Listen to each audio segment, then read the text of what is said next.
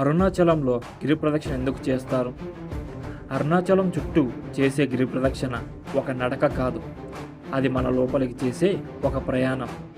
ఇక్కడ పర్వతం చుట్టూ తిరగడం కాదు, శివుని చుట్టూ తిరగడం. పురాణాల ప్రకారం అరుణాచల పర్వతమే శివుడు, అందుకే లింగం చుట్టూ కాదు, పర్వతం చుట్టూ ప్రదక్షిణ. ఈ 14 కిలోమీటర్ల మార్గంలో భక్తుడు నెమ్మదిగా మారుతాడు. మొదట శరీరం నడుస్తుంది, తర్వాత మనసు నిశ్శబ్దమవుతుంది.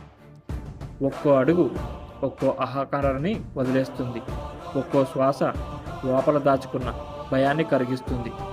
అందుకే చెప్తారు, పౌర్ణమి రోజు చేసిన గిరి ప్రదక్షిణ ఏళ్ల తపస్సు సమానమని. ఇక్కడ కోరుకోవాల్సింది కోరిక కాదు, వదిలేయాల్సింది భారము. గుర్తుపెట్టుకో, శివుడికి చేరడానికి ఎత్తు ఎక్కాల్సిన అవసరం లేదు, చుట్టూ తిరిగితే చాలు.